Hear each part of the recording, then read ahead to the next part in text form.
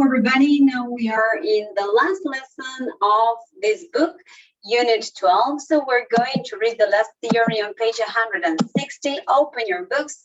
Let's read this together and take notes if you need to.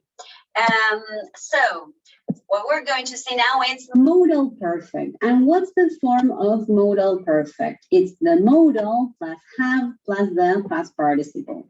For example, would, have gone, or should have seen. Now, what's the use of modal perfect?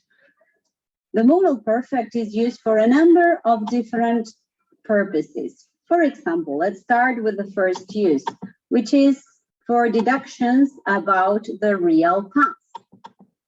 So, for example, past situations which are almost certainly correct. Yes, when we're talking about certainty, yes, the modals that we're going to use are must, and the opposite of must in this case would be can't or couldn't. The difference between can't or couldn't is that can't is stronger than couldn't, okay? But it would be almost the same.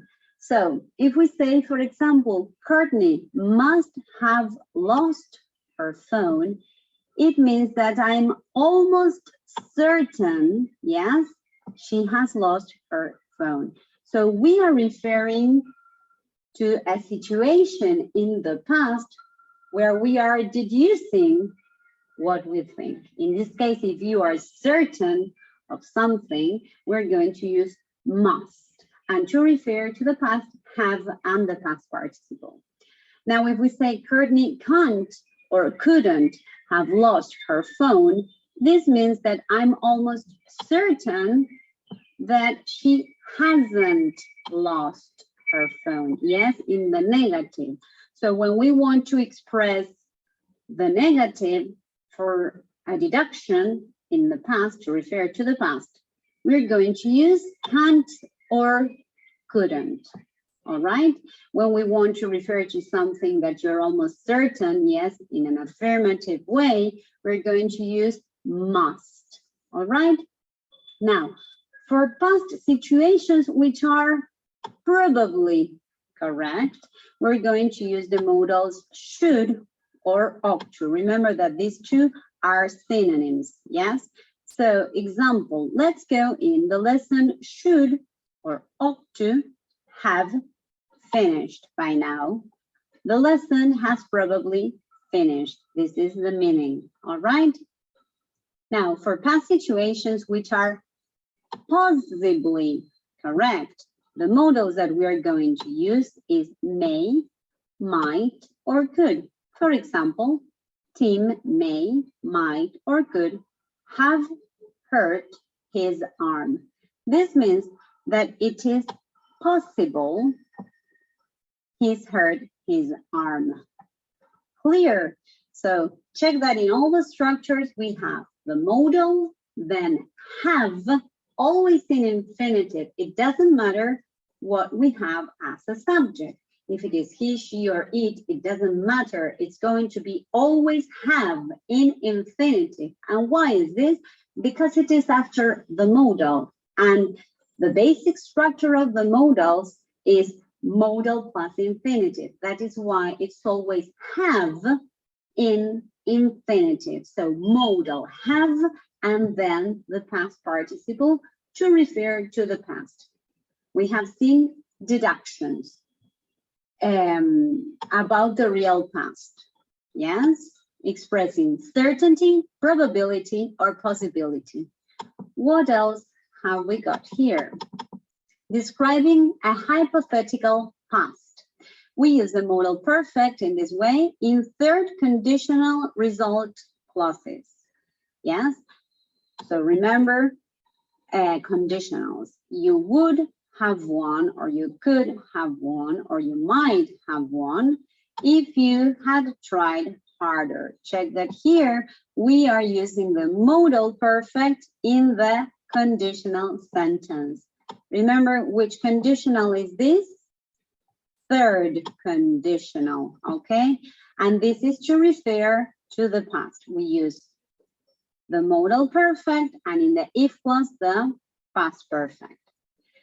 Then it says we could use could have plus the past participle to describe a hypothetical past ability.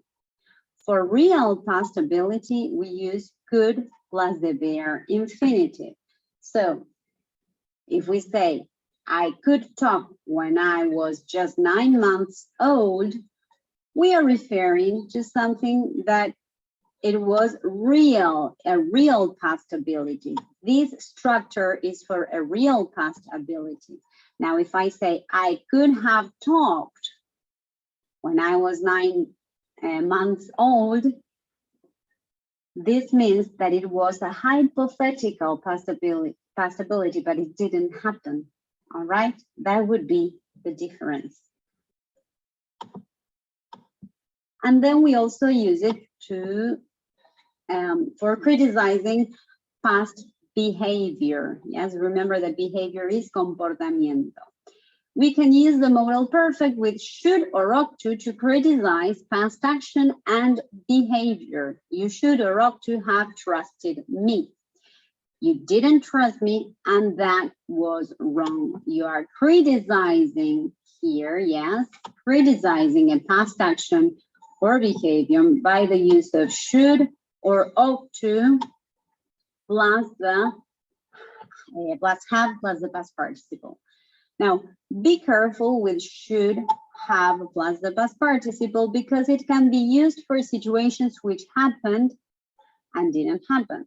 So this has to be with the context, yes? Let's see the examples. Dad should have left work, so he'll probably be home in a minute. He's probably left work. Yes, this is the other use. Or Dad should have left work, but he hasn't. Maybe there is a problem. He hasn't left work. Clear? Do you understand all of this? Okay, I hope you did. And now you're ready to complete the exercises, and any doubts, we'll check them in class.